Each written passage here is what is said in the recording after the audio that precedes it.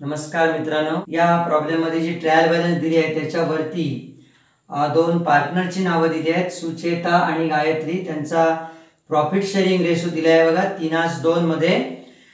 आणि सुरुवातीला आपण आखायचं कसं बघा. ट्रेडिंग अकाउंट साधारणपणे 10 ते 12 ओळींचा, 15 ते 17 ओळींचा प्रॉफिट अँड लॉस अकाउंटचा भाग आणि 20 ओळींची बॅलन्स शीट एवढ्या मेजरमेंटनी प्रॉब्लेम आखून घेतलाय. आणि ज्या घटकांवर ॲडजस्टमेंट आहे त्यांच्यावर खुणा मारलेल्या त्या प्रॉब्लेमचा फोटो मी तुम्हाला पाठवतोय नंतर. त्याचं सोल्युशन फक्त फळ्यावर आपण घेतोय. तर सुरुवातीला दिला जातो ओपनिंग स्टॉक लिहिला बघा. ट्रेडिंगच्या डेबिट साईडला परचेसेस आणि सेल्स यांचे रिटर्न्स दिलेले नाही आहेत, त्याच्यामुळे परचेसेस ट्रेडिंगच्या डेबिटला डायरेक्ट आउटर कॉलम मध्ये आणि सेल्स ट्रेडिंगच्या क्रेडिटला डायरेक्ट आउटर कॉलम मध्ये. त्याच्या खाली जागा सोडण्याची गरज नाहीये कारण रिटर्न्स काय दिलेले नाहीयेत. त्याचप्रमाणे बॅलन्स शीटला स्टार्टिंगला कॅपिटल लिहून घ्यायचे आहेत. सुचेताच कॅपिटल, त्याच्या खाली 2-3 ओळी जागा ठेवा आणि नंतर गायत्रीच कॅपिटल, पुन्हा 2-3 ओळी जागा ठेवा. आणि करंट अकाउंट दिलेले नाहीये त्याच्यामुळे हा प्रॉब्लेम आहे तो फ्लक्च्युएटिंग कॅपिटल मेथडचा प्रॉब्लेम आहे. आता स्टार्टिंग पासून बघू आपण. परचेसेस आणि सेल्स अमाऊंट लिहिलेले आहेत. वर्क मॅनेजर सॅलरी बघा ट्रेडिंग अकाउंटच्या डेबिट साईडला डायरेक्ट बाहेरच्या कॉलम मध्ये कॅपिटल लिहून झालेले आहेत. ओपनिंग स्टॉक लिहून झालाय. डेटर्स अँड क्रेडिटर्स, त्यापैकी डेटरवर ॲडजस्टमेंट आहे. डेटर आपण लिहिलेत ॲसेट साईडला. हे बघा डेटर बॅलन्स शीट ॲसेट साईडला इनरला लिहिले आहेत 47,500. तर डेटरवर या प्रॉब्लेम मध्ये 2 ॲडजस्टमेंट आहेत, त्यापैकी 6 नंबरची ॲडजस्टमेंट आपल्याला अगोदर सोडवावी लागेल. Bills receivable included dishonour of bill. Bill dishonour झाली आहे. डिसऑनर झालेल्या बिलाचे पैसे आपल्याला मिळणार नाही आहेत, म्हणून पहिली मी बिलाची अमाऊंट लिहून घेतली बघा. बिल्स रिसिवेबल, त्यातून डिसऑनर मायनस केले आणि जेवढी अमाऊंट बिलामधून मायनस केली आहे तेवढी अमाऊंट सुरुवातीला डेटर मध्ये ऍड करून घेतली आहे. बिल्स रिसिवेबलची अमाऊंट 4,000 लेस करून बाहेर लिहिली आहे आणि 4,000 डेटर मध्ये ऍड केले आहेत. आता डेटरवरची ॲडजस्टमेंट नंबर जी आहे ती 5 सोडवायचे. Write off ₹2,000 for bad debts. Adjustment मधलं बॅड डेट्स न्यू असणार. हे सुरुवातीला इथून मायनस केलेत आणि तेव्हा आले 49,500 आणि 49,500 वर 3% आरडीडी काढली 1,485 वजाबाकी बाहेर.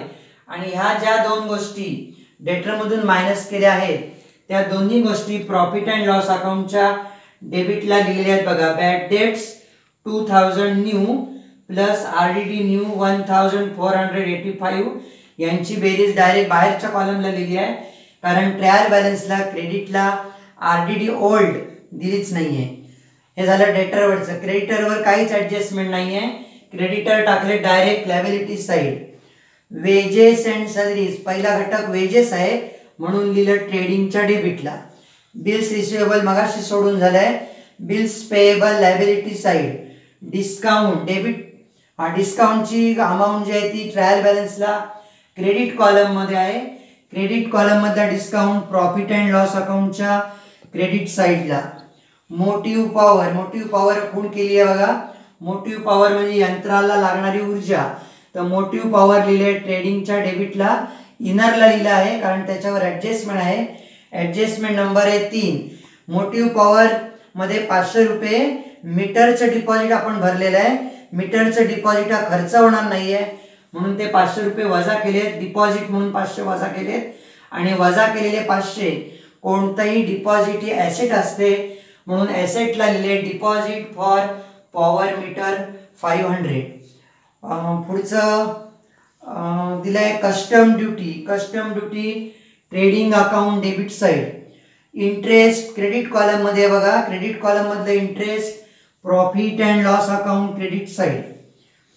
अनप्रोडक्टिव्ह wages profit and loss account debit side. Audit fees ती पण profit and loss account debit side. Rent conveyance हे दोन्ही जातील profit and loss account debit side. Goodwill ॲसेटला, कॉपीराइट पण ॲसेटला. बिल्डिंग वर ॲडजस्टमेंट आहे. बिल्डिंग लिहिली ॲसेटला. 88,000 5% डेप्रिसिएशन 4,400 मायनस करून अमाऊंट बाहेर एकाच ॲसेटवर डेप्रिसिएशन आहे, त्याच्यामुळे profit and loss account debit side depreciation on building 4400. Partners मध्ये सुचेताज लोन दिले बघा, क्रेडिट कॉलम मध्ये आहे Sucheta's loan balance sheet liability side. त्याच्यामध्ये एक महत्त्वाचं सांगायचं आहे, एखाद्या पार्टनरनी धंद्याकरता कर्ज दिलं असेल आणि त्याच्यावर व्याजाचा रेट जर प्रॉब्लेम मध्ये दिला नसेल तर त्याच्यावर ॲव्हरेजली 6% व्याज आकारलं जातं. म्हणून 6150 वर 6% व्याज आकारलंय 369. कर्जावरचं व्याज आपल्याला द्यावं लागतं म्हणून लायबिलिटी वाढते, म्हणून ते 669 सुचेताज लोन मध्ये ऍड केलेत आणि बेरीज बाहेर लिहिली आहे. आणि 369 चा दुसरा effect profit and loss account debit side outstanding interest on Sucheta's loan 369. Investment आणि कॅश ॲट बँक दिल्या ॲसेटला. हे बघा, इन्व्हेस्टमेंट आणि कॅश ॲट बँक दोन्ही ॲसेटला. पुढे सेकंड नंबर ऍडजस्टमेंट बघायचे. 3000 रुपयाचा माल फ्री सॅम्पल म्हणून वाटप केलाय. मालाचं फ्री सॅम्पल म्हणून वाटप केलं असेल तर धंद्यातून माल बाहेर जातो, म्हणून ट्रेडिंगच्या क्रेडिटला goods distributed as free sample. आणि दुसरा इफेक्ट झाला advertisement. Profit and loss account debit साइडला लिहिताना लिहिलं आहे ॲडव्हर्टाइजमेंट. आणि क्लोजिंग स्टॉक लिहायचं आहे आपल्याला. क्लोजिंग स्टॉक कुठे कुठे लिहितात माहिती आहे तुम्हाला, ट्रेडिंगच्या क्रेडिटला आणि बॅलन्स शीटच्या ॲसेटला. ही संपूर्ण पोस्टिंग आपली करून झाली, ॲडजस्टमेंट पण सोडून झाले आहेत. पहिला भाग आहे ट्रेडिंग अकाउंट. ट्रेडिंग अकाउंटची क्रेडिट साइडची बेरीज केली, ती दोन्ही साइडला लिहिली आहे. आणि क्रेडिट साइडच्या बेरजेतून डेबिट साइडची बेरीज वजा केल्यावर फरक आला, तो ग्रॉस प्रॉफिट आहे 1,15,850. हा प्रॉफिट अँड लॉसच्या क्रेडिटला ट्रान्सफर केलाय, तेव्हा क्रेडिट साइडची बेरीज झाली 1,17,550. हेच इकडे लिहिले आहेत. आणि आता 1,17,550 मधून डेबिट साइडच्या सगळ्या अमाऊंट वजा केल्या आहेत, तेव्हा नेट प्रॉफिट आला 96,996. इथे पार्टनरचा रेशो दिला आहे 3:2, म्हणून आलेला जो प्रॉफिट आहे 96,996, त्याला 3:2 म्हणजे 3 + 2 5, 5 नी भाग घालवलाय आणि आलेल्या भागाकाराला 3 नी गुणून जेवढे रक्कम येईल तेवढा प्रॉफिट ठेवलाय सुचेताला. आणि भागाकाराला 2 नी गुणून जेवढा गुणाकार आलाय 38,798 तेवढा प्रॉफिट ठेवायचा गायत्रीला. आणि या प्रॉफिटची विभागणी अशी इकडे डेबिट साइडला अशा पद्धतीने दाखवली आहे. प्रॉफिट झाल्यामुळे भांडवल वाढते, म्हणून प्रत्येकाच्या कॅपिटल मध्ये प्रत्येकाचा नेट प्रॉफिट मिळून अमाऊंट दोघींच्या पण बाहेर लिहिल्या आहेत. आणि मग बेरीज केली आहे बॅलन्स शीटची, ती टॅली झाली आहे 2,80,815. खाली महत्वाचा नियम इथे लिहिलेला आहेच.